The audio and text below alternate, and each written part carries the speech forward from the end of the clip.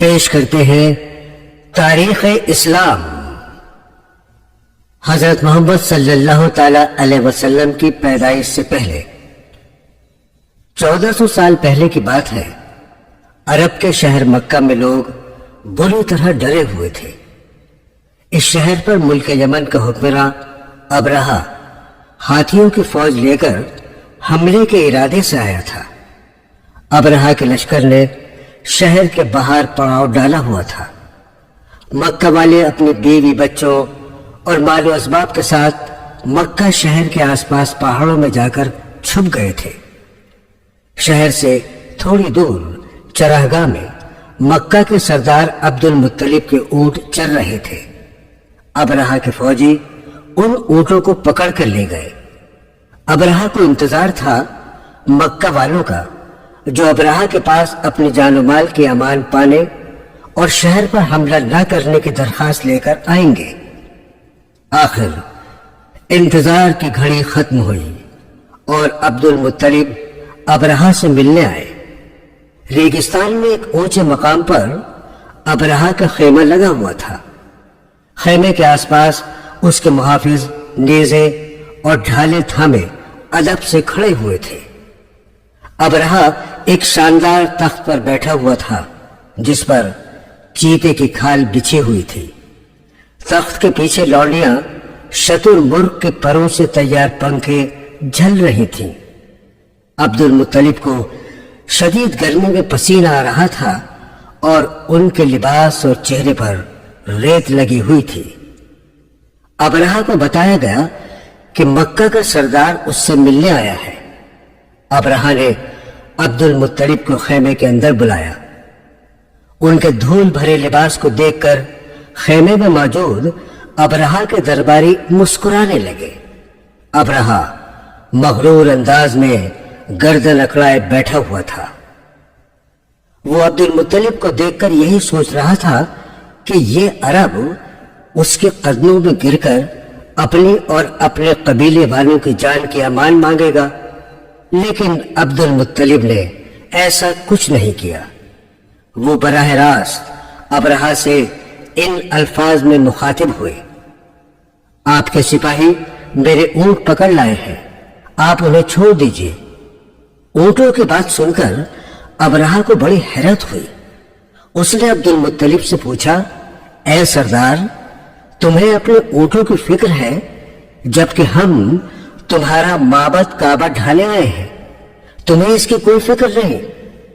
عبد المطلب نے بڑی سادگی سے کہا: کعبے کا مالک اللہ ہے، وہی اس کی حفاظت کرے گا، آپ میرے اونٹوں کو چھوڑ دیجئے۔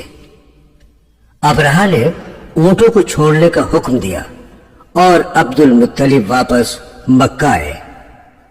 ابرہہ رات بھر سوچتا رہا کہ جس معبد کو وہ گرانے آیا ہے، آخر مکہ والے اس کو بچانے کی کوشش کیوں نہیں کر رہے ہیں؟ وہ تو اہل مکہ سے مقابلہ کرنے کے لیے ایک بڑی فوج لے کر آیا تھا۔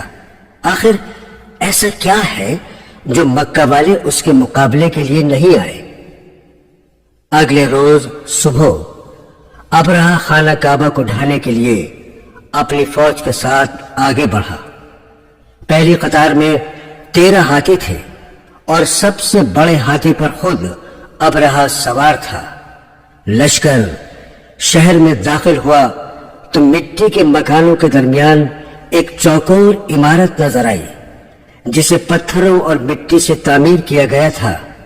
یہ عمارت نہ تو گرجا گھروں کی طرح شاندار تھی اور نہ ہی آتش کدوں کی طرح بلند و بالا، لیکن اس عمارت کو دور سے دیکھ کر اس کے مالک اللہ رب العزت کی شان و کبریائی کا ایسا اثر دل پر پڑتا ہے کہ ہر انسان کا سر خود بخود جھک جاتا ہے۔ لشکر میں شامل سب سے بڑا ہاتھی رک گیا۔ اسے دیکھ کر دوسرے ہاتھی بھی اپنی اپنی جگہ جم گئے۔ لگتا تھا کہ زمین نے ان کے پاؤں پکڑ لیے ہوں۔ ہاتھی بان نے ہاتھی کو آگے بڑھانے کی لاکھ کوشش کی۔ لشکر میں شامل سپاہیوں نے ہاتھی کے نیزے چبھوئے لیکن وہ آگے نہیں بڑھے۔ دوسرے ہاتھی بھی اپنی اپنی جگہ کھڑے ہوئے تھے۔ ابرہہ غصے سے پاگل ہو رہا تھا۔ وہ تو بڑے کر و فر کے ساتھ کعبۃ اللہ کو مسمار کرنے آیا تھا۔ اگر اس نے ایسا نہیں کیا تو پورے یمن میں لوگ اس پر تھو تھو کریں گے۔ وہ آپے سے باہر ہو گیا اور اس نے چاندی کی پرت چڑھی ہوئی ایرانی چھڑی سے ہاتھی کو پیٹنا شروع کر دیا۔ درد سے ہاتھی بلبلا گیا۔ اس نے ایک چنگھاڑ ماری۔ وہ واپس لوٹنا چاہتا تھا لیکن ہاتھی بان اور سپاہی بار بار اس کا رخ کعبۃ اللہ کی جانب کر دیتے۔ سبھی ہاتھی اس جگہ سے دائیں بائیں مڑ کر بھاگنا چاہتے تھے۔ ہاتھی بان اور سپاہی ہاتھیوں کا رخ کعبے کی جانب موڑنے کی کوشش کر رہے تھے۔ اس افراتفری میں دھول اڑنے لگی۔ ہاتھیوں اور سپاہیوں کے پاؤں سے اڑنے والی گرد کی وجہ سے کچھ بھی نظر نہیں آ رہا تھا۔ تبھی ساحل سمندر کی جانب سے چھوٹی چھوٹی ابابیلوں کا ایک جھنڈ اڑتا نظر آیا۔ ابابیلیں لشکر کے اوپر آ کر چکر لگانے لگی۔ ہاتھیوں کے ساتھ مشقت کر رہے سپاہیوں نے ان کی طرف دھیان نہیں دیا کہ اچانک ابابیلوں نے اپنی ننھی چونچ اور پنجوں میں پکڑی ہوئی کنکریاں لشکر پر پھینک دی۔ جس کسی کے وہ کنکری آ کر لگی اس مقام پر جلن ہوئی اور وہاں آبلہ ابھر آیا۔ ہاتھیوں کی بھی یہ کنکریاں گولیوں کی طرح آ کر لگیں اور تکلیف کی شدت سے وہ سپاہیوں کو رونتے ہوئے پیچھے کی طرف دوڑنے لگے۔ کئی کنکریاں ابرہہ کے چہرے، کاندھوں اور ہاتھوں سے آ کر ٹکرائیں۔ وہاں آبلے پڑ گئے اور ان میں کھولن ہونے لگی۔ ابرہہ گھبرا گیا اور وہ بری طرح خائف ہو گیا۔ اس کے لشکر میں بھگدڑ مچ گئی۔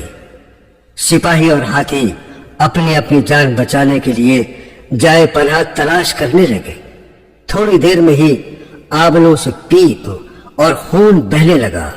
ابرہہ، اس کے سپاہیوں اور ہاتھیوں کے چہرے اور جسم مسخ ہو گئے اور وہ سب کچھ دور جا کر ہلاک ہو گئے۔ ابرہہ کے لشکر کی تباہی دیکھ کر اہل مکہ اس سال کو عام الفیل ہاتھی کا سال کہنے لگے۔ اس واقعے کے بعد کعبۃ اللہ کا مقام اور عظمت بڑھ گئی۔ دور دور سے لوگ اس کی زیارت کے لیے آنے لگے۔ اس واقعے کے 70 دن بعد ماہ ربیع الاول 570 عیسوی میں ہمارے نبی حضرت محمد صلی اللہ تعالی علیہ وسلم کی پیدائش ہوئی۔ آپ صلی اللہ تعالی علیہ وسلم جناب عبد المطلب کے سب سے چھوٹے فرزند جناب عبداللہ کے یہاں پیدا ہوئے۔ آپ کی والدہ کا نام آمنہ ہے۔ ہمارے پیارے نبی کی ولادت سے تقریباً 6 ماہ قبل آپ کے والد جناب عبداللہ تجارت کے لیے شام گئے ہوئے تھے۔ واپس آتے ہوئے راستے میں بیمار ہو گئے اور بیماری بڑھتی گئی۔ شہر سے دور ان کا انتقال ہو گیا۔ جناب عبد المطلب اپنے سب سے چھوٹے فرزند سے بہت محبت کرتے تھے۔ ان کے انتقال کی خبر سن کر بہت غمگین ہوئے۔ یہی حال محترمہ آمنہ کا ہوا جو اس وقت حاملہ تھیں اور اپنے شوہر کا بے صبری سے انتظار کر رہی تھیں۔ آپ صلی اللہ تعالی علیہ وسلم پیدا ہوئے تو والدہ محترمہ آمنہ نے ان کا نام احمد رکھا، جبکہ عبد المطلب اپنے پوتے کو گود میں اٹھا کر کعبۃ اللہ لے گئے اور ان کا نام محمد رکھا۔ یہ نام عربوں کے لیے بالکل نیا تھا۔ مکہ والوں نے عبد المطلب سے ایسا اجنبی نام رکھنے کی وجہ دریافت کی تو انہوں نے جواب دیا کہ میرا یہ بیٹا بڑا نام کمائے گا اور ہر انسان اس کی تعریف کرے گا۔ سچ مچ عبد المطلب کی یہ بات سچ ثابت ہوئی۔ آپ صلی اللہ تعالی علیہ وسلم نے اپنے اخلاق و کردار کی ایسی مثال قائم کی کہ رہتی دنیا تک لوگ آپ کی تعریف کریں گے۔ معصوم محمد صلی اللہ تعالی علیہ وسلم کو بی بی آمنہ بڑے پیار سے پالنے لگی۔ اپنے معصوم فرزند کا چمکتا ہوا چہرہ دیکھ کر وہ شوہر کی موت کا غم بھول گئی۔ اس زمانے میں بچوں کو صحت مند رکھنے کے لیے دور دراز کے دیہاتی علاقوں میں بھیج دیا جاتا تھا۔ شہر کے بچوں کی پرورش کا کام دائیاں کرتی تھیں۔ اس پرورش کے بدلے انہیں محنتانہ اور انعام ملتا تھا۔ بچے کچھ مہینے کے ہو جاتے تو انہیں دائیوں کو سپرد کر دیا جاتا تھا۔ ایسی ہی ایک دائی حلیمہ اپنے شوہر کے ساتھ شہر مکہ کوئی بچہ لینے آئی۔ ان کی اونٹنی بوڑھی اور کمزور تھی جو بہت دھیرے دھیرے چلتی تھی۔ شہر آتے وقت وہ دوسری دائیوں کی سواری سے پیچھے رہ گئی اور سب سے آخر میں مکہ پہنچی۔ دائی حلیمہ سے پہلے آنے والے دائیوں نے مالدار اور صاحب حیثیت لوگوں کے بچوں کو لے لیا۔ حلیمہ کو ایسا کوئی بچہ نہیں ملا۔ اتنی مشقت کر کے وہ مکہ آئی تھی تو کوئی نہ کوئی بچہ لے کر جانا ہی تھا۔ انہیں بی بی آمنہ کے یتیم فرزند کا پتہ چلا اور وہ اسی کو لے جانے کے لیے تیار ہو گئی، لیکن اس بچے کو گود میں لیتے ہی انہیں ایسا قلبی سکون ملا جس کا احساس پہلے کبھی نہیں ہوا تھا۔ حلیمہ نے بچے کے معصوم چہرے پر نظر ڈالی تو اس کے ماتھے پر انوکھی چمک تھی۔ انہوں نے معصوم بچے کو سینے سے لگا لیا اور اونٹنے پر سوار ہو کر واپس صحرا کی طرف موڑی۔ وہ یہ دیکھ کر حیران رہ گئیں کہ ان کی اونٹنی دیگر اونٹوں سے زیادہ تیز دوڑ رہی تھی۔ لگتا تھا اس کی جوانی اور قوت لوٹ آئی ہے۔ دائی حلیمہ محمد صلی اللہ تعالی علیہ وسلم کو لے کر گھر پہنچی۔ ان کے ہم عمر ان کا بیٹا تھا۔ جب دونوں بچوں کو دودھ پلاتی تو انہیں کبھی دودھ کی کمی نہیں ہوتی تھی۔ یہی حال ان کی بکریوں کا تھا، وہ بھی خوب دودھ دینے لگی۔ دائی حلیمہ اور ان کے شوہر بہت خوش تھے۔ یہ معصوم بچہ ان کے لیے خوش قسمتی کا وعید لے کر آیا تھا۔ اس کے آنے سے گھر میں برکت آ گئی۔ وہ بڑے پیار سے محمد صلی اللہ تعالی علیہ وسلم کی پرورش کرنے لگی۔ آپ بچپن ہی سے بہت شریف اور نیک طبیعت تھے، نہ تو کبھی کسی چیز کے لیے ضد کرتے اور نہ ہی بلا وجہ رو کر دائی حلیمہ کو پریشان کرتے۔ جب تھوڑے بڑے ہوئے اور سمجھ آنے لگی تو دائی حلیمہ کے کاموں میں ہاتھ بٹانے لگے۔ وہ دائی حلیمہ کے بچوں کے ساتھ کھیلتے اور جو بھی کھانے کو ملتا وہ اپنے دودھ شریک بھائی بہنوں کے لیے چھوڑ دیتے۔ آپ کی شرافت اور بھولاپن دیکھ کر سبھی آپ کی تعریف کرتے۔ جب آپ 5 سال یا 6 سال کے ہوئے تو دائی حلیمہ آپ کو والدہ محترمہ آمنہ کے پاس لے آئی۔ والدہ نے اپنے فرزند کو سینے سے لگا لیا، ماتھا چوما اور اپنی ممتا کو سیراب کیا۔ وہ آپ کو لے کر اپنے ننیحال شہر مدینہ تشریف لے گئی۔ ننھے محمد وہاں ننیحال کے سبھی لوگوں سے ملے اور سبھی نے انہیں بہت پسند کیا۔ کچھ مہینے مدینے میں گزار کر وہ مکہ کے لیے روانہ ہوئی۔ راستے میں بیمار ہو کر انتقال کر گئی۔ ننھے محمد والدہ کی ممتا اور پیار سے بھی محروم ہو گئے، بہت غمگین ہوئے۔ آپ اپنی والدہ کے اکلوتے فرزند اور آنکھ کا تارا تھے۔ وہ آپ کو بے انتہا پیار کرتی اور آپ کو دیکھ کر اپنے سبھی غم بھول جاتی۔ ان کی باندی ننھے محمد کو لے کر مکہ آئی اور آپ کو جناب عبد المطلب کے حوالے کر دیا۔ بہو کے انتقال کی خبر سن کر جناب عبد المطلب بے انتہا رنجیدہ ہوئے اور محمد کو سینے سے لگا کر بہت روئے۔ انہیں فکر اس بات کی تھی کہ اس معصوم کی پرورش وہ کیسے کریں گے۔ یہ پیارا بچہ تو والد کی شفقت اور والدہ کی ممتا اور لاڈ پیار سے محروم ہو گیا ہے۔ جناب عبد المطلب آپ کو بہت پیار کرتے تھے۔ وہ کبھی بھی ننھے محمد کو اپنی نظروں سے دور نہیں ہونے دیتے اور آپ کی ہر ضرورت کا خیال کرتے۔ وقت گزرنے کے ساتھ ساتھ والدہ کی جدائی کا غم کم ہوتا گیا۔ آپ انتہائی شریف النفس اور سیدھے سادے تھے۔ بوڑھے دادا کو کبھی بھی پریشان نہیں کیا۔ 2 سال بعد ہی دادا عبد المطلب بھی اللہ کو پیارے ہو گئے، لیکن انتقال سے پہلے محمد کو اپنے بیٹے جناب ابو طالب کے سپرد کر گئے۔ ابو طالب اور ان کی بیگم فاطمہ نے اپنے بچوں کی طرح بھتیجے محمد کی پرورش کی۔ ابو طالب انہیں کبھی اپنی آنکھوں سے دور نہیں ہونے دیتے تھے۔ محمد بھی اپنے چچا سے بے انتہا محبت کرتے تھے۔ آپ کی عمر 11-12 سال تھی کہ ابو طالب کو ملک شام تجارت کے لیے جانا پڑا۔ جب ابو طالب سفر کے لیے روانہ ہوئے تو محمد صلی اللہ تعالی علیہ وسلم نے ان کا کرتا پکڑ لیا اور ساتھ چلنے کی درخواست کی۔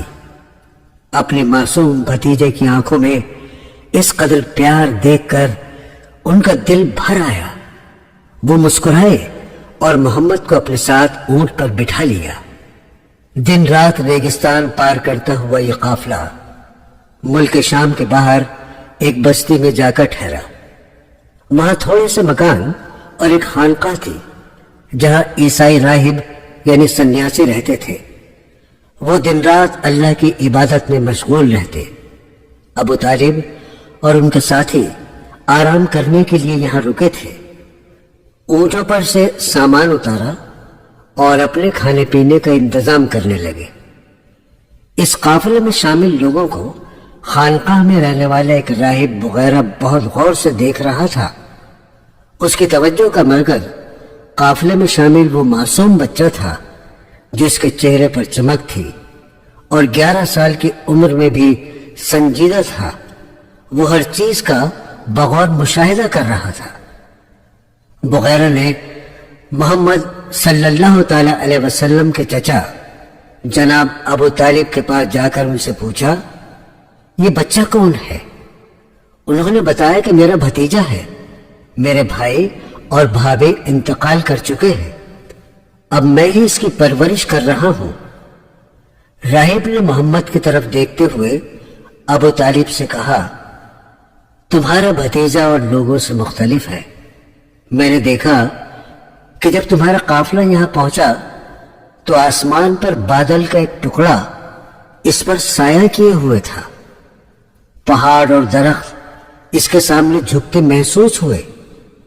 بڑا ہو کر یہ بچہ تمہاری قوم میں ممتاز ہوگا، اس کی حفاظت کرنا۔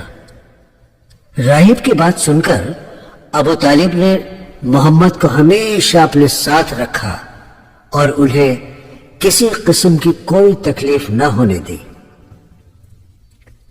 محمد صلی اللہ تعالی علیہ وسلم اپنے چچا کے کاموں میں ہاتھ بٹانے لگے۔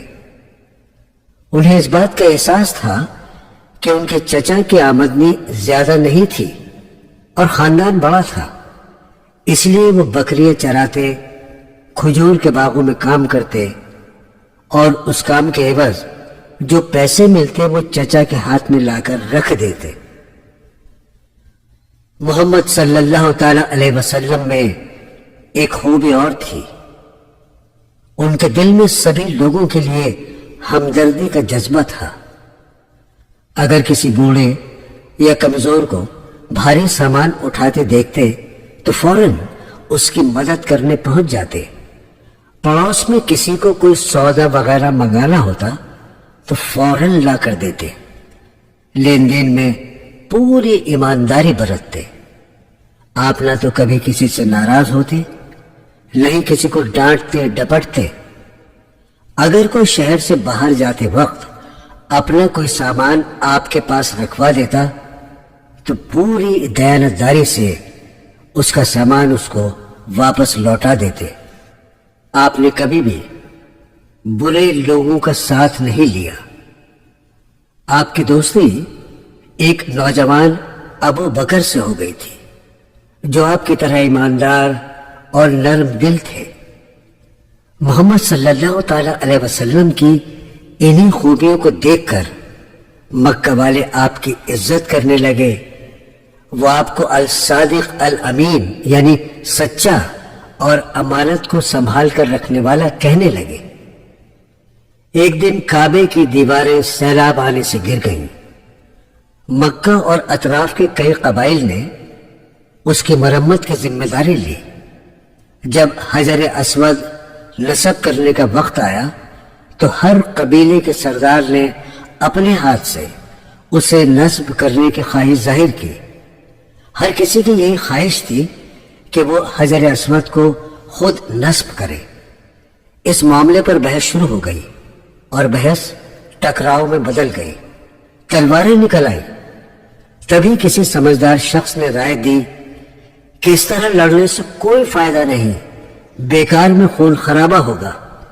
ہم کیوں نہ ایسا کریں کہ کل صبح جو شخص سب سے پہلے خانہ کعبہ کے پاس سے گزرے اس سے مشورہ کر لیا جائے کہ حجر اسود کون نصب کرے گا۔ یہ تجویز سبھی کو پسند آئی اور الگ صبح اکٹھے ہو کر انتظار کرنے لگے۔ دور سے کوئی شخص ادھر آتا نظر آیا۔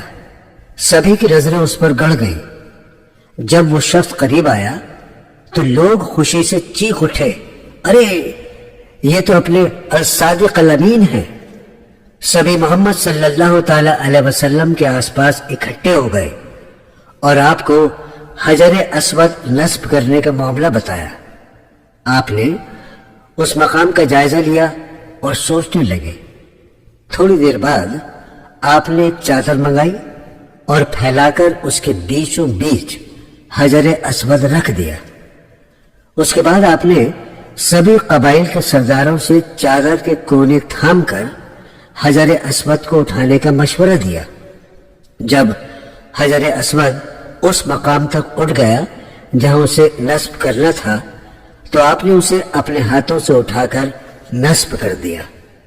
معاملہ خوش فہمی سے طے ہو گیا تھا اور سبھی نے آپ کی تعریف کی، کیونکہ اب محمد صلی اللہ تعالی علیہ وسلم جوان ہو رہے تھے اور وہ اپنے بوڑھے چچا کے ساتھ تجارت کرنے میں ماہر ہو گئے تھے۔ آپ مکہ سے تجارتی سامان لے کر جاتے اور باہر سے وہ سامان لے کر آتے جس کی مکہ میں ضرورت تھی۔ اس زمانے میں مکہ سے کھجوروں اور چمڑے کی تجارت ہوتی تھی۔ آپ کی ایمانداری اور نیک چلنے کا ذکر مکے کی ایک تاجر خاتون خدیجہ نے سنا۔ انہوں نے خواہش ظاہر کی کہ محمد ان کا سامان بھی لے کر جائیں، جس کے بدلے وہ انہیں اپنے منافع میں شریک کریں گے۔ مال تجارت کے ساتھ ساتھ انہوں نے اپنے غلام کو بھی محمد صلی اللہ تعالی علیہ وسلم کے ساتھ روانہ کیا۔ کچھ دنوں کے بعد آپ سامان پر بھاری منافع کما کر لوٹے۔ خدیجہ کے غلام نے محمد صلی اللہ تعالی علیہ وسلم کی ایمانداری اور تجارت مہارت کا ذکر کیا اور خدیجہ اس بات سے بہت متاثر ہوئی۔ کچھ دن بعد انہوں نے اپنی لونڈی کے ذریعے محمد کو نکاح کا پیغام بھیجا۔ آپ نے اپنے چچا سے مشورہ کیا اور انہوں نے خدیجہ سے شادی کی اجازت دے دی۔ خود ابو طالب نے نکاح پڑھایا اور محمد صلی اللہ تعالی علیہ وسلم ہنسی خوشی شادی شدہ زندگی گزارنے لگے۔ خدیجہ رضی اللہ تعالی عنہ سے آپ کی 4 صاحبزادیاں اور 2 صاحبزادے ہوئے۔ دونوں صاحبزادوں کا بچپن ہی میں انتقال ہو گیا اور آپ نے بڑے پیار سے اپنی بیٹیوں کی پرورش کی۔ اس زمانے میں عربوں میں ایک بہت خراب رسم تھی، وہ بیٹیوں کی پیدائش کو اچھی نظر سے نہیں دیکھتے تھے۔ بعض لوگ تو بیٹی پیدا ہونے پر اس قدر شرمندہ ہو جاتے کہ لوگوں سے منہ چھپاتے پھرتے اور جب موقع ملتا بیٹی کو ماں کی گود سے چھین کر زندہ دفن کر دیتے۔ اس کے برعکس محمد صلی اللہ تعالی علیہ وسلم بیٹیوں سے بہت پیار کرتے اور ان کی ہر ضرورت کا خیال رکھتے۔ آپ کی مالی حالت اچھی ہو گئی تو آپ نے اپنے چچا کی مدد کرنے کا ارادہ کیا اور آپ نے ان کے صاحبزادے علی کی پرورش کا ذمہ لیا اور ایک اور چچا زاد جعفر کو اپنے چھوٹے چچا عباس کے سپرد کر دیا۔ محمد صلی اللہ تعالی علیہ وسلم نے جس ماحول میں آنکھ کھولی تھی اس زمانے میں عرب جہالت اور شرک میں مبتلا تھے۔ ان میں شراب نوشی، جوئے بازی، سود خوری، لوٹ مار، بددیانتی اور عورتوں کو حقیر سمجھنے جیسی برائیاں موجود تھیں۔ حالانکہ اہل مکہ پیغمبر حضرت اسماعیل کی اولاد میں سے تھے، اس کے باوجود وہ ایک اللہ کی عبادت چھوڑ کر بت پرستی اور شیطانوں کی پوجا میں مبتلا تھے۔ انہوں نے خانہ کعبہ میں لات اور عزا نام کے بت سجا دیے تھے۔ ہر قبیلے کا اپنا دیوتا تھا۔ وہ کعبہ میں آ کر عبادت کے نام پر عجیب و غریب حرکتیں کرتے۔ وہ دیوتاؤں کے نام پر جانوروں کی قربانی کرتے، چڑھاوے چڑھاتے اور سجدے کرتے۔ عرب قبائل میں ایک بار کسی بات پر جھگڑا ہو جاتا تو لڑائی سالوں سال چلتی رہتی۔ بعض دفعہ تو کنویں پر پہلے اونٹ کو پانی پلانے پر لڑائی ہو جاتی اور اس قدر خون خرابہ ہوتا کہ منٹوں میں درجنوں افراد قتل کر دیے جاتے، عورتیں بیوہ ہو جاتی اور بچے یتیم ہو جاتے۔ یہ سارے حالات دیکھ کر محمد صلی اللہ تعالی علیہ وسلم کا دل دکھتا۔ وہ سوچتے کہ عربوں سے ان غلط رسوم اور جہالت کو کیسے دور کیا جائے۔ وہ ہمیشہ ایسے سماج کا تصور کرتے جس میں سبھی ایک دوسرے سے محبت کرنے والے، ایک دوسرے کا خیال رکھنے والے، نیک اور رحم دل ہوں۔ جب بھی انہیں انسانوں میں عدم مساوات، لڑائی جھگڑے اور بے انصافی کا خیال آتا تو ان کا دل بے چین ہو جاتا اور وہ ان برائیوں کو ختم کرنے کی ترکیبیں سوچتے۔ خدیجہ رضی اللہ تعالی عنہا سے شادی کے بعد آپ کی مالی حالت اچھی ہو گئی تو آپ کو عربوں کے حالات پر غور و خوض کا زیادہ وقت مل گیا۔ آپ مکہ کے باہر ایک پہاڑ پر بنے غار میں پانی اور کھانا لے کر چلے جاتے۔ وہاں گھنٹوں انسانیت کے خراب ہوتے حالات پر غور کرتے۔ آپ کی عمر 40 سال ہو گئی تو آپ کو اللہ تعالیٰ کی جانب سے خوابوں کا سلسلہ شروع ہوا۔ آپ کو بہت اچھے اچھے خواب دکھتے۔ ایک روز آپ اسی غار حرا میں غور و خوض فرما رہے تھے کہ آپ کے سامنے نبیوں پر وحی یعنی اللہ کا پیغام لانے والا فرشتہ جبرائیل آیا۔ آپ نے اس سے پہلے کبھی فرشتہ نہیں دیکھا تھا۔ فطرت انسانی کے مطابق آپ فرشتے کو دیکھ کر گھبرا گئے۔ فرشتے نے آپ کے پاس آ کر کہا، اقرا یعنی پڑھو۔ آپ نے جواب دیا، میں پڑھنا لکھنا نہیں جانتا۔ فرشتے نے پھر کہا، اقرا یعنی پڑھو۔ اس بار بھی آپ نے یہی کہا، میں پڑھنا لکھنا نہیں جانتا۔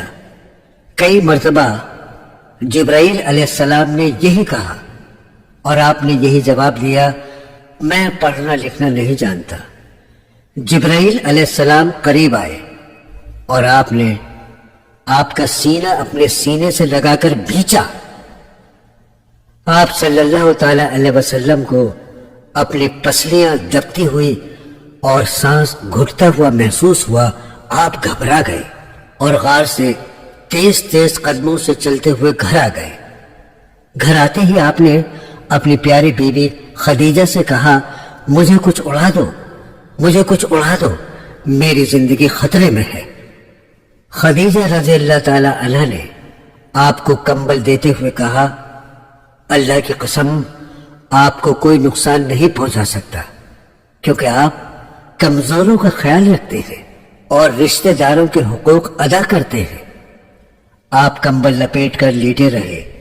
جب آپ کی حالت کچھ درست ہوئی تو خدیجہ آپ کو اپنے چچا زاد ورقہ بن نوفل کے پاس لے گئی جو عیسائی تھے اور حضرت عیسیٰ علیہ السلام پر نازل ہونے والی آسمانی کتاب انجیل کے عالم تھے۔ محمد صلی اللہ تعالی علیہ وسلم نے انہیں غار میں پیش آنے والا واقعہ سنایا۔ ورقہ نے آپ کو بتایا کہ آپ کے پاس جو مخلوق آئی تھی وہ نبیوں تک اللہ کا پیغام لانے والا فرشتہ جبرائیل ہے۔ آپ اپنی قوم کی اصلاح کے لیے نبی بنا کر بھیجے گئے ہیں، لیکن قوم آپ کی مخالفت کرے گی اور آپ کو شہر سے نکال دے گی۔ کاش میں صحت مند اور جوان ہوتا تو آپ کی مدد کرتا۔ یہ بات سن کر محمد صلی اللہ تعالی علیہ وسلم کو تعجب ہوا کہ قوم انہیں شہر سے نکال دے گی۔ کچھ عرصے بعد دوبارہ وحی کا سلسلہ شروع ہوا۔ اللہ تعالیٰ نے آپ کو اپنی عبادت کرنے اور نیکی پھیلانے کا حکم دیا۔ اکثر آپ کو فرشتہ آسمانوں اور افق پر نظر آتا اور وہ آپ سے کہتا کہ آپ اللہ کے رسول ہیں۔ آپ کی نبوت کا سن کر سب سے پہلے آپ کی اہلیہ حضرت خدیجہ ایمان لائی۔ مردوں میں آپ کے دوست ابو بکر اور بچوں میں حضرت علی اور لڑکوں میں حضرت زید ایمان لائے۔ آپ نے سب سے پہلے اپنے دوستوں اور رشتہ داروں کو ایمان کی دعوت دی۔ ایک روز آپ نے اپنے رشتہ داروں کو کھانے پر بلایا۔ کھانے کے بعد آپ نے ایک اللہ کی عبادت اور شرک و گناہوں کے بارے میں بتایا۔ آپ کے رشتہ داروں کے لیے یہ باتیں بالکل نئی تھیں۔ سب خاموش رہے، کسی نے آپ پر ایمان لانے کی بات نہیں کی۔ صرف علی رضی اللہ تعالیٰ عنہ جو اس وقت 8 سال کے تھے کھڑے ہوئے اور اپنے ایمان کا اظہار کیا۔ آپ کے عزیز دوست حضرت ابو بکر رضی اللہ تعالیٰ عنہ نے اپنے قریبی دوستوں کو اسلام کی دعوت دی اور حضرت عثمان رضی اللہ تعالیٰ عنہ سمیت کئی لوگوں کو مسلمان کر لیا۔ آپ کی دعوت سے مکہ میں رہنے والے غریبوں اور غلاموں کو ایک امید نظر آئی، کیونکہ اسلام نسل و قبیلے پر فخر کی مخالفت کرتا ہے اور انسان کے اچھے یا برے ہونے کا پیمانہ تقوی یعنی پرہیزگاری کو قرار دیتا ہے۔ لہذا کئی غلام جن میں بلال، حضرت یاسر اور ان کی اہلیہ حضرت سمیہ رضی اللہ تعالی عنہ شامل ہیں، نے اسلام قبول کر لیا۔ جب مکہ والوں کو حضرت محمد صلی اللہ تعالی علیہ وسلم کی دعوت اسلامی کا پتہ چلا تو ان کے کان کھڑے ہوئے، کیونکہ ان کے لیے یہ دعوت ان کے عقیدے بت پرستی اور قبائلی تفاخر کے خلاف تھی، تو انہیں بہت ناگوار گزرا۔ مکہ کے اکثر لوگ جو کل تک آپ کو الصادق اور الامین کہہ کر بلاتے تھے مخالف ہو گئے اور آپ سے دعوت اسلامی بند کرنے کو کہا۔ امیر کیا، غریب کیا، سبھی جاہل آپ کو برا بھلا کہنے لگے۔ حضرت عثمان رضی اللہ تعالی عنہ جو ایک مالدار تاجر گھرانے سے تعلق رکھتے تھے، ان کے چچا نے انہیں رسیوں سے جکڑ کر کمرے میں بند کر دیا۔ بلال، یاسر اور سمیہ کے مالکوں نے انہیں سخت سزائیں دی اور ان سے محمد صلی اللہ تعالی علیہ وسلم کی تعلیمات چھوڑ کر اپنے عقیدے پر لوٹ آنے کو کہا، لیکن ان لوگوں نے سخت تکلیفیں برداشت کی اور اپنے ایمان پر قائم رہے۔ ایک روز حضرت سمیہ اور حضرت یاسر کو ان کے مالک نے اس قدر پیٹا کہ دونوں شہید ہو گئے۔ حضرت بلال رضی اللہ تعالی عنہ کو ان کا مالک دھوپ میں تپتی ریت پر لٹا کر سینے پر ایک بھاری گرم پتھر رکھ دیتا اور ان سے محمد کا دین چھوڑنے کو کہتا۔ حضرت خبیب رضی اللہ تعالی عنہ کو کوئلوں پر لٹایا جاتا اور کوڑے لگائے جاتے، لیکن آپ سبھی اپنا دین چھوڑنے کو تیار نہیں ہوتے۔ دھیرے دھیرے حضرت محمد صلی اللہ تعالی علیہ وسلم کی دعوت رنگ لا رہی تھی۔ نیک دل اور سمجھدار لوگ اس دعوت سے متاثر ہو رہے تھے۔ جیسے جیسے آپ کی دعوت کا دائرہ بڑھ رہا تھا، آپ کی مخالفت بھی شدید ہوتی جا رہی تھی۔ آپ کا ایک چچا ابو لہب اور اس کی بیوی ام جمیلہ آپ کی مخالفت اور دشمنی میں آگے آگے تھے۔ مکہ کے دو اور سردار ابو جہل اور ابو سفیان آپ کے خلاف سازشیں کرتے، لیکن آپ تمام مخالفتوں اور جور و ستم کے باوجود لوگوں کو نیکی اور ایمان کی دعوت دیتے رہے۔ ایک مرتبہ مکہ کے سبھی مالدار اور سردار مل کر جناب ابو طالب کے پاس گئے اور ان سے کہا کہ وہ اپنے بھتیجے کو ایمان کی دعوت سے روکیں۔ اگر آپ کا بھتیجا یہ سب سردار بننے کے لیے کر رہا ہے تو ہم اسے سردار بنانے کو تیار ہیں۔ اگر اس کا مقصد مال و دولت جمع کرنا ہے تو ہم اسے مال و دولت دینے کو تیار ہیں، ساتھ ہی خوبصورت ترین عورت سے اس کی شادی بھی کروا دیں گے۔ جناب ابو طالب نے حضرت محمد صلی اللہ تعالی علیہ وسلم کو بلا کر کہا، پیارے بھتیجے، اب میں بوڑھا ہو چکا ہوں، پورا مکہ تمہارے خلاف ہے، تم مجھ پر اتنا بوجھ مت ڈالو جسے میں برداشت نہ کر سکوں۔ محمد صلی اللہ تعالی علیہ وسلم کی آنکھیں چھلک آئیں اور آپ نے کہا، اے پیارے چچا، اگر اہل مکہ میرے ایک ہاتھ میں سورج اور دوسرے میں چاند بھی لا کر رکھتے تو میں اپنی دعوت چھوڑنے کو تیار نہیں۔ یہ جواب سن کر جناب ابو طالب بولے، جاؤ بھتیجے، اپنا کام کرتے رہو۔ اس کے بعد مکہ والوں نے ایک اور فیصلہ کیا۔ انہوں نے سبھی کے لیے یہ حکم جاری کیا کہ کوئی بھی قریش سے کسی قسم کا لین دین نہیں کرے گا، نہ ہی ان سے شادی کرے گا۔ قریش کو کسی تقریب میں نہیں بلایا جائے گا۔ آپ کی بیٹی ابو جہل کے لڑکے سے بیاہی ہوئی تھی، اس نے آپ کو تکلیف دینے کے لیے آپ کی بیٹی کو طلاق دلوا دی۔ سبھی نے قریش سے تعلقات ختم کر لیے۔ یہ فیصلہ قریش کے لیے بہت سخت تھا۔ قریش کو سخت پریشانیوں کا سامنا کرنا پڑا۔ سماجی بائیکاٹ کے سبب ان کے پاس کھانا پینا بھی ختم ہونے لگا۔ راتوں کو ان کے بچے بھوک سے تڑپ کر روتے۔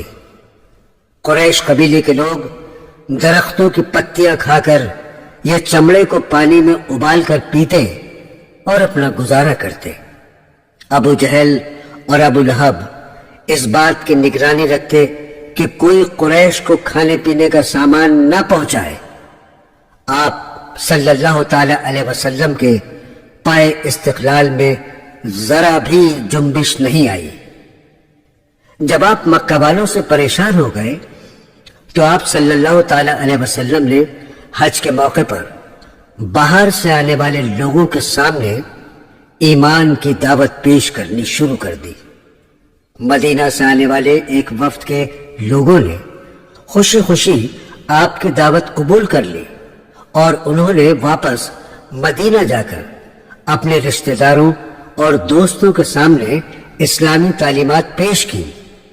دراصل اہل مدینہ اپنے پڑوسی یہودیوں سے سنتے آئے تھے کہ عنقریب جزیرہ عرب میں ایک نبی آنے والے ہیں جو لوگوں کو بھلائی کی تعلیم دیں گے اور برائی سے روکیں گے۔ اہل مدینہ نے بغور آپ کی تعلیمات کو سنا اور آپ کی زندگی کے حالات جان کر اسلام قبول کرنا شروع کر دیا۔ اگلے سال حج کے موقع پر مدینہ سے اور لوگ مکہ آئے اور آپ پر ایمان لائے۔ اس طرح مدینہ میں مسلمانوں کی تعداد بڑھنے لگی۔ آپ صلی اللہ تعالی علیہ وسلم کی پریشانیاں اور مکہ والوں کی دشمنی دیکھ کر اہل مدینہ نے آپ کو مدینہ آ کر اپنا مشن چلانے کی دعوت دی اور وعدہ کیا کہ وہ کبھی آپ کا ساتھ نہیں چھوڑیں گے۔ مکہ میں ایمان والوں کا جینا دوبر ہو گیا تھا۔ انہیں ہر طرح سے پریشان کیا جا رہا تھا۔ آخر اللہ نے ان کے ایمان کو مضبوط کرنے کے لیے انہیں ایک اور آزمائش میں ڈالا، اور جن مسلمانوں کو ستایا جا رہا تھا انہیں مکہ چھوڑ کر ملک حبشہ جانے کا حکم دیا۔ اس وقت ملک حبشہ یعنی ایتھیوپیا، اس میں ایک انصاف پسند عیسائی بادشاہ نجاشی کی حکومت تھی۔ مسلمانوں کے ایک وفد میں آپ کے صاحبزادے حضرت رقیہ رضی اللہ تعالی عنہا اور ان کے شوہر حضرت عثمان رضی اللہ تعالی عنہ بھی شامل تھے۔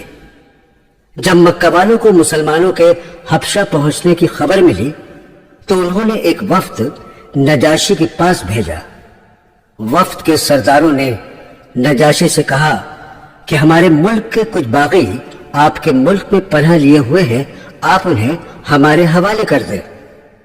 نجاشی نے مسلمانوں کے وفد کے سب سے سمجھدار شخص کو طلب کیا تو آپ صلی اللہ تعالی علیہ وسلم کے چچا زاد حضرت جعفر رضی اللہ تعالی عنہ تشریف لائے۔ نجاشی نے ان سے ان کے عقیدے کے بارے میں دریافت کیا تو انہوں نے ایک پراثر تقریر کی۔ اسلام کی حقانیت سننے کے بعد نجاشی بولا، خدا کی قسم، یہ تو وہی تعلیمات ہیں جو ہمارے نبی حضرت عیسیٰ علیہ السلام لے کر آئے تھے۔ اور نجاشی نے مسلمانوں کو وہاں عزت کے ساتھ رہنے کی اجازت دے دی۔ مکہ کا وفد بے مراد واپس ہوا۔ اب اسلامی تعلیمات سے شہر مکہ ہی نہیں، دوسرے شہروں اور ملکوں کے لوگ بھی متاثر ہونے لگے تھے۔ یہ جان کر کفار مکہ کے سینوں پر سانپ لوٹ گئے۔ انہوں نے آپ کو ہر قسم کا لالچ دینا چاہا، آپ کے ساتھیوں کو قتل کر کے اور آپ پر حملہ کر کے خوف زدہ کرنے کی کوششیں کی۔ قریش کا سماجی بائیکاٹ بھی کر لیا تھا، لیکن اسلام تھا کہ پھیلتا چلا جا رہا تھا۔ اسی بیچ مکہ کے دو بااثر اور بہادر آدمیوں نے اسلام قبول کر لیا۔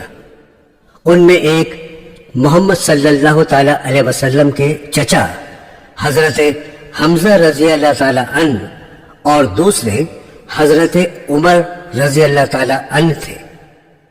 ان دونوں کے اسلام قبول کرنے سے مسلمانوں کو یہ فائدہ ہوا کہ وہ اب چھپ کر نہیں، سب کے سامنے کعبۃ اللہ کی عبادت کرنے لگے۔ دریاسنا آپ کی پیاری اہلیہ حضرت خدیجہ رضی اللہ تعالی عنہا اور چچا جناب ابو طالب انتقال کر گئے۔ جب تک جناب ابو طالب زندہ رہے تو کفار مکہ کی اتنی ہمت نہیں ہوئی کہ آپ کو جانی نقصان پہنچا سکے۔ چنانچہ 622 عیسوی میں کفار مکہ نے آپ کو قتل کرنے کا پلان بنایا۔ ہر قبیلے سے ایک نوجوان منتخب کیا گیا۔ اس سے فائدہ یہ تھا کہ رسول اللہ کے قتل کی سازش میں ملوث اتنے لوگوں سے قریش ایک ساتھ بدلہ نہیں لے سکتے تھے۔ اللہ تعالیٰ نے محمد صلی اللہ تعالی علیہ وسلم کو اس سازش کی خبر دے دی اور آپ نے مکہ سے ہجرت کرنے کا ارادہ کیا۔ آپ نے اپنے بستر پر حضرت علی کو لٹایا اور اپنے سب سے پکے دوست ابو بکر کو ساتھ لے کر رات کے اندھیرے میں روانہ ہو گئے۔ قاتل آپ کے گھر میں جھانک جھانک کر دل کو تسلی دیتے رہے کہ آپ بستر پر سوئے ہوئے ہیں۔ آدھی رات گزرنے پر قاتل اچانک رنگی تلواریں لے کر گھر میں داخل ہوئے उन्होंने लेटे हुए शख्स से चादर हटाई तो हजरत अली वहां लेटे हुए थे। कातिल आप सल्लल्लाहु ताला अलैहि वसल्लम की तलाश में इधर उधर दौड़े, लेकिन आपका कहीं पता नहीं चला। जब कुफ्फारे मक्का को पता चला कि आप शहर में नहीं हैं, तो उन्होंने आपको गिरफ्तार करने वाले के लिए 100 ऊंटों का इनाम रखा। इनाम के लालच में लोग आपकी तलाश में निकले, लेकिन आपको ढूंढ न सके। मक्का से निकलकर मदीना जाने को हिजरत कहा जाता है। यह हिजरत 622 ईस्वी में हुई और इसी वाक़े को बाद में खलीफा दोम हजरत उमर रजी अल्लाह ताला अन्हु के जमाने में सन हिजरी यानी इस्लामी साल करार दिया। कुफार मक्का से बचने के लिए आप सल्लल्लाहु ताला अलैहि वसल्लम ने 3 दिन एक पहाड़ के गार में पनाह ली, जिसे गारे सौर कहते हैं। कई लोग आपकी तलाश में पहाड़ों और रेगिस्तान की खाक छानते रहे, लेकिन आप तक नहीं पहुंच सके। 3 दिन आपने उस गार में गुजारे। इसके बाद एक लंबे रास्ते से आप मदीना पहुंचे। आपके कई सहाबी पहले ही मदीना मुनव्वरा पहुंच चुके थे और बेसब्री से आपके मुंतजर थे। मदीना से पहले एक बस्ती है जिसका नाम कबा है। आप जब वहां पहुंचे तो आपने अपने साथियों के साथ मिलकर एक मस्जिद तामीर की और यहां पहली मर्तबा नमाज जुमा पढ़ाई। आपके मदीना पहुंचने पर मुसलमानों ने खुशी मनाई और आपकी ऊंटनी हजरत अबू अय्यूब अंसारी के घर के सामने आकर रुक गई। आप 6 महीने हजरत अबू अय्यूब अंसारी के मेहमान बनकर रहे। इसी बीच एक जगह खरीद कर वहां मस्जिद की तामीर शुरू की गई। उस मस्जिद को मिट्टी की सुखाई हुई ईंटों और खजूर की लकड़ी और पत्तियों से तामीर किया गया। आप मस्जिद की तामीर में खुद शरीक हुए। मस्जिद से मुत्तसिल कुछ हुजरे भी तामीर किए गए, जहां आपने अपने खानदान के साथ कयाम किया। आप सल्लल्लाहु ताला अलैहि वसल्लम ने मदीने आकर सबसे पहले वहां के दोनों कबीलों औस और खसरज के बीच बरसों से जारी दुश्मनी खत्म कराई और उनमें मोहब्बत पैदा की। इसके अलावा मक्का से आपके जो साथी बेसरो सामान आए थे, उनमें से हर एक को मदीना के किसी शख्स का भाई बना दिया। अहले मदीना अपने इन भाइयों की हर तरह मदद करते और उन्हें अपने घरों और तिजारत में शरीक किया। लेकिन अक्सर अहले मक्का ने खुद काम करके अपना खर्च चलाने का फैसला किया। मदीना वालों को इस हमदर्दी और खुलूस को देखते हुए आपने उन्हें अंसारी यानी मदद करने वाले का नाम दिया। मदीना में आपसे हजरत सलमान फारसी रजी अल्लाह ताला अन्हु आकर मिले, जो सालों से आपकी तलाश में ईरान अपना घर बार छोड़कर निकले थे। रास्ते में कुछ लोगों ने उनके साथ धोखा किया और गुलाम बनाकर एक यहूदी के हाथों बेच दिया। सलमान फारसी को जब रसूल अल्लाह की मदीना आमद का इल्म हुआ तो वो आपसे मुलाकात के लिए तशरीफ लाए। जब रसूल अल्लाह ने उनके हालात जिंदगी जाने तो उन्हें खरीद कर आजाद करने का फैसला किया। उनके मालिक ने 6000 चांदी के सिक्के मांगे। मुसलमानों ने इतने रकम का सोना जमा करके यहूदी को दे दिया और सलमान फारसी को आजाद करा लिया। आजाद होने के बाद सलमान फारसी रजी अल्लाह ताला अन्हु हमेशा रसूल अल्लाह के पास ही रहे। आपने मदीने आने के बाद वहां के यहूदियों से अमन मुआहदा किया। मदीने में यहूदियों का बड़ा असर था।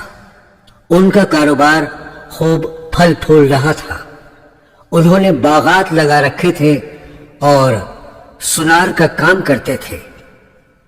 मदीने के लोग अपनी जरूरत के वक्त उनसे सूद पर रुपया उधार लेते थे और यहूदी अपनी मजबूत माली हालत के सबब مدینہ والوں کو اپنے سے حقیر سمجھنے لگے۔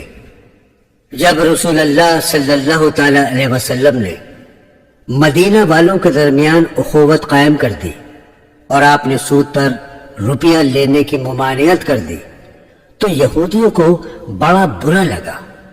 مدینے میں انہیں جو اہمیت حاصل تھی وہ ختم ہو گئی۔ دوسرے، وہ یہ تصور کیے بیٹھے تھے کہ جو نبی آنے والا ہے وہ ان میں سے ہوگا، حالانکہ رسول اللہ صلی اللہ تعالی علیہ وسلم کے بارے میں پیشن گوئی ان کی مذہبی کتاب میں درج تھی۔ ان نشانیوں کی بنا پر حضرت سلمان فارسی نے آپ کو پہچان لیا تھا، لیکن یہودی اپنی نسلی برتری اور تنگ نظری کے سبب آپ صلی اللہ تعالی علیہ وسلم کو نبی ماننے کو تیار نہیں تھے۔ حضرت سلمان فارسی اس حقیقت سے واقف تھے کہ آپ ہی وہ نبی ہیں جن کا انہیں انتظار تھا، لیکن یہودی آپ کے خلاف سازشیں کرنے لگے۔ انہیں اسلام اور اس کی تعلیمات سے بیر ہو گیا اور وہ مسلمانوں کو نقصان پہنچانے کے منصوبے بنانے لگے۔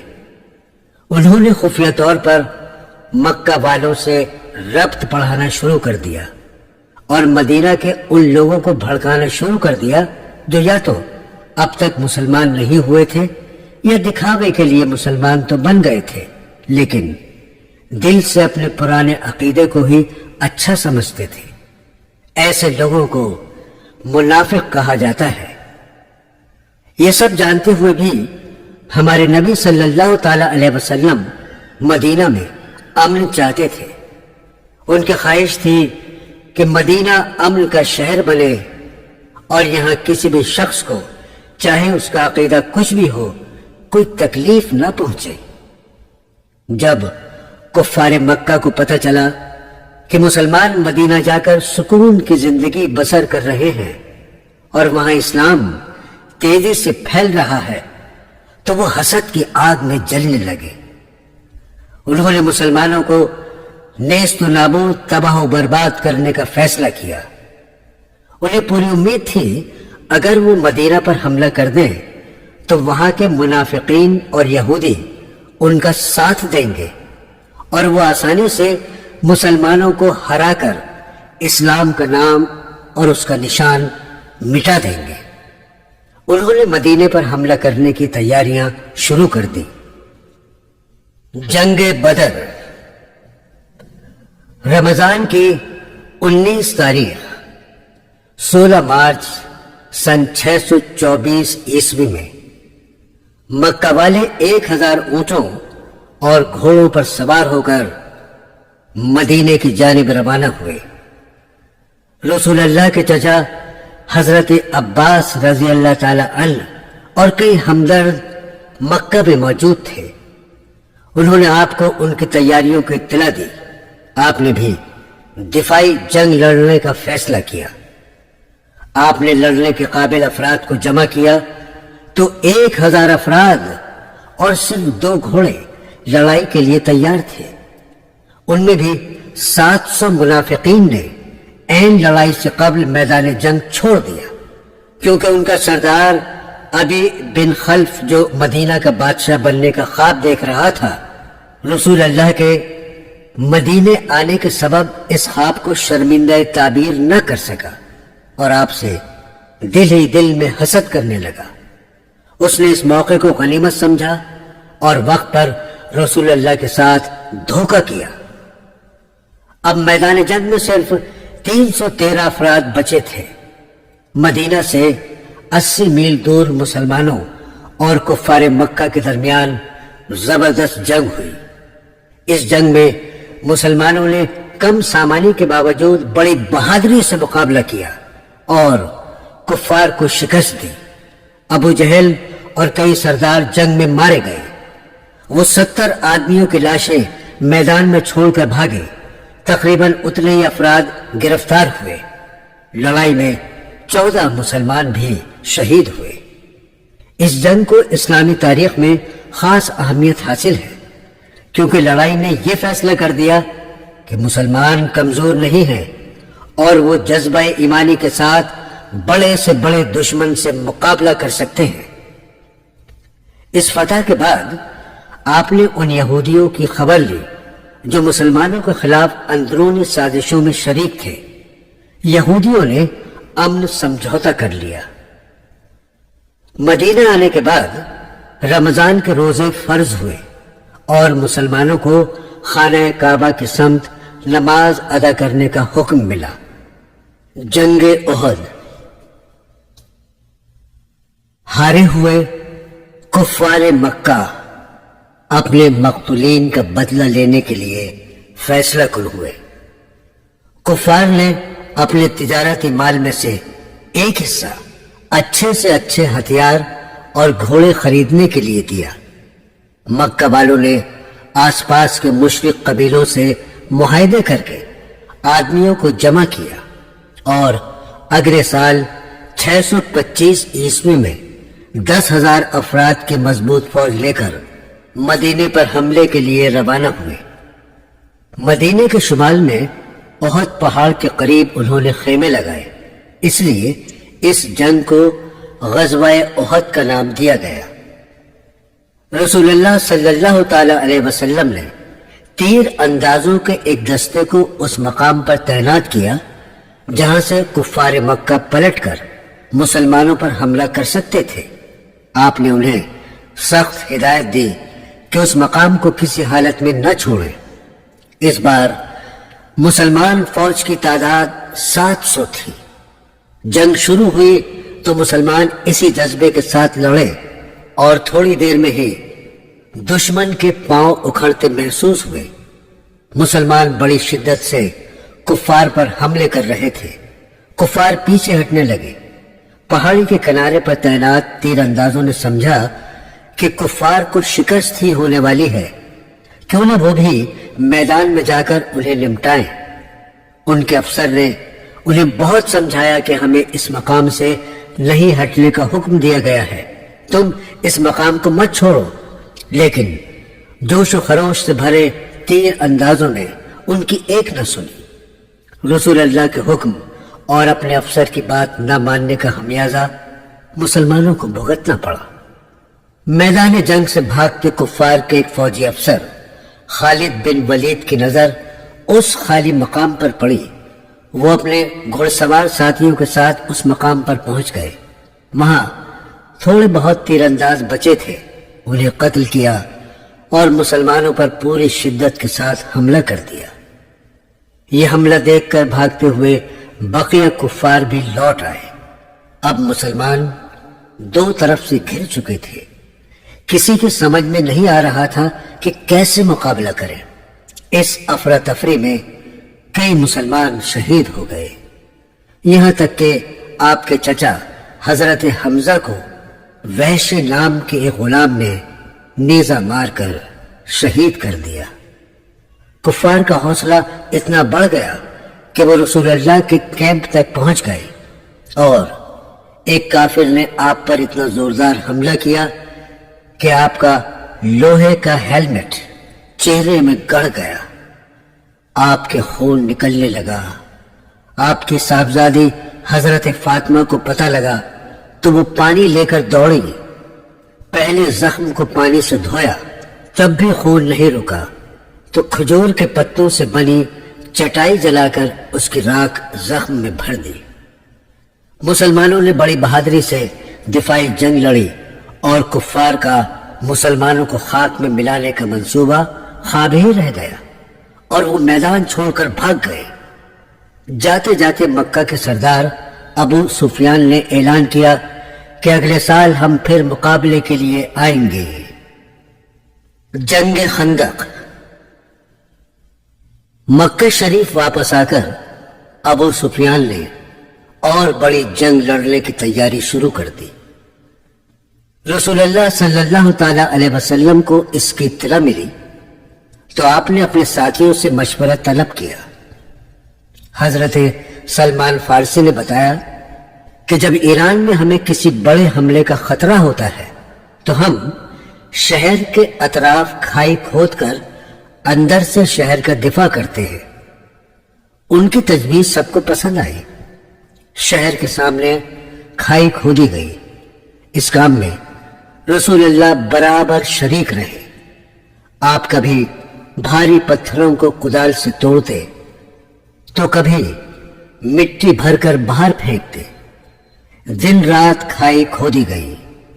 5 گز گہری اور 5 گز چوڑی کھائی تیار کی گئی۔ کھائی کے قریب مسلمان ہتھیار بند ہو کر دشمن کا مقابلہ کرنے لگے۔ ایک جگہ کھائی کم چوڑی تھی۔ دشمن نے اس مقام سے شہر میں داخل ہونے کی کوشش کی، لیکن مسلم تیر اندازوں نے انہیں آگے نہیں بڑھنے دیا۔ کئی مسلمان جنگجو مارے گئے، لیکن پھر بھی وہ مورچے پر ڈٹے رہے۔ اس بیچ رات کو ٹھنڈ بڑھ گئی۔ ایک دن خوفناک آندھی آئی۔ کفار مکہ کے خیمے اکھڑ گئے، کھانے کے برتن الٹ گئے اور کئی گھوڑے رسیاں توڑ کر بھاگ گئے۔ آندھی نے ان پر اس قدر خوف طاری کر دیا کہ ان میں مزید مقابلہ کرنے کی سکت نہ رہی۔